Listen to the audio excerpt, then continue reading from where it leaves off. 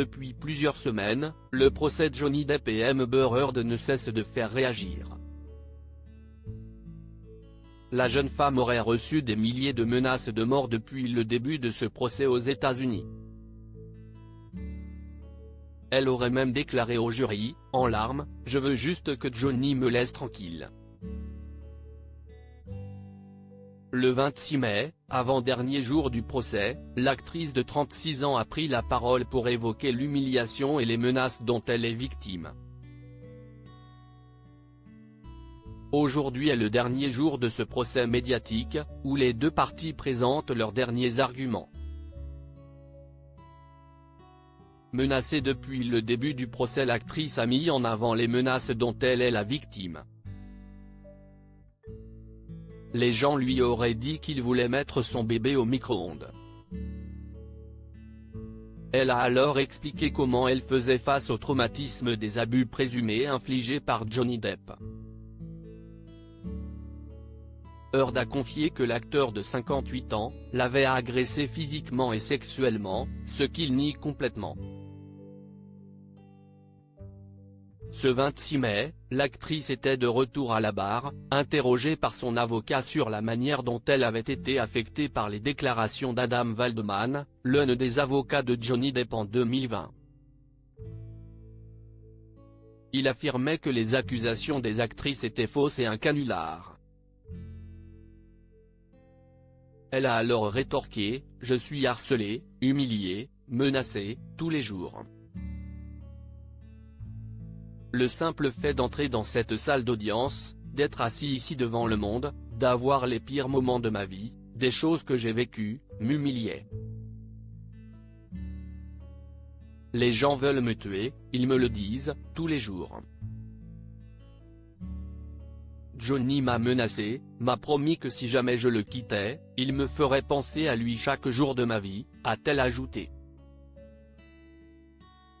J'espère retrouver ma voix. Son avocat finit par lui demander comment les prétendues déclarations et menaces proférées par l'acteur ce 26 mai continuent de se manifester aujourd'hui.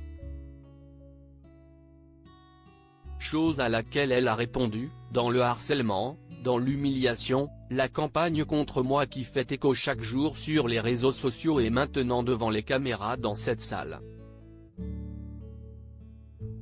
Chaque jour, je dois revivre le traumatisme. Mes mains tremblent. Je me réveille en hurlant. Elle a poursuivi en disant, « Je ne suis pas assise dans cette salle d'audience à ricaner.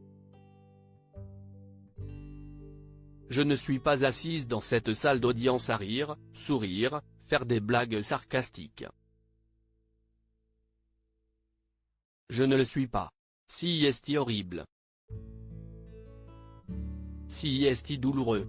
Et si est humiliant pour tout être humain. Si est peut être facile d'oublier ça, je suis un être humain. »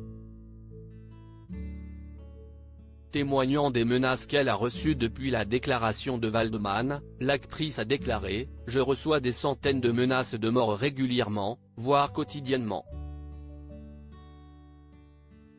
Des milliers depuis que ce procès a commencé, avec des gens qui se moquent de moi. » En larmes, elle a poursuivi son témoignage, « Je veux juste qu'il me laisse tranquille. Je le dis depuis des années maintenant. »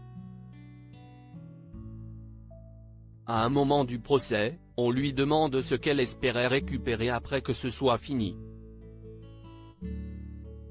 Amber a alors répondu, « J'ai le droit de raconter mon histoire et j'espère retrouver ma voix. »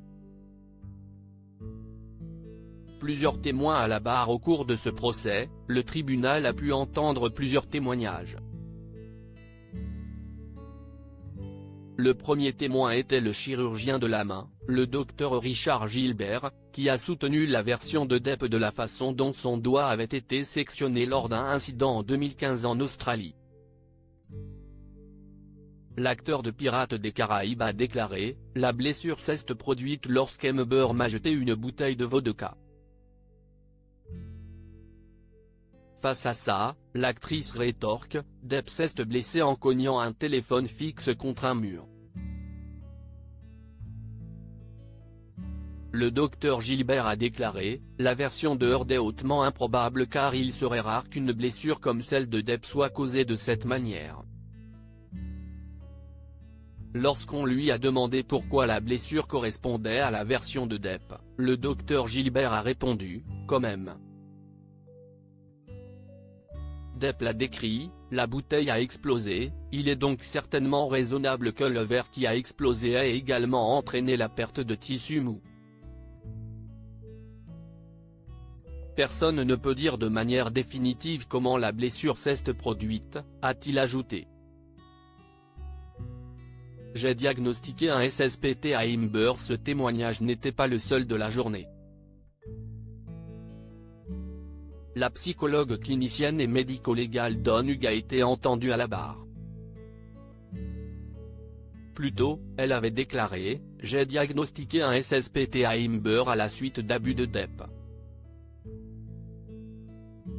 Le docteur Hughes a rejeté le témoignage du psychologue Dr Shannon Curry, un témoin expert de l'équipe de l'acteur, qui avait déclaré « Les victimes du SSPT sont effectivement incapables de fonctionner ».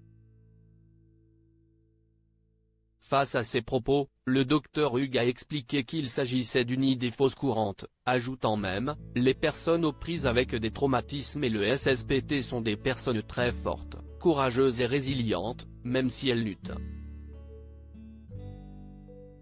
L'actrice avait soumis des photos d'elle avec des blessures présumées. Elles ont été remises en question par l'équipe de l'acteur. Ce 26 mai, le tribunal a entendu l'enquêteur en criminalistique informatique, Julian Acker, un témoin expert de l'équipe de Heard. Pour lui, les photos spécifiques qu'il avait examinées étaient authentiques.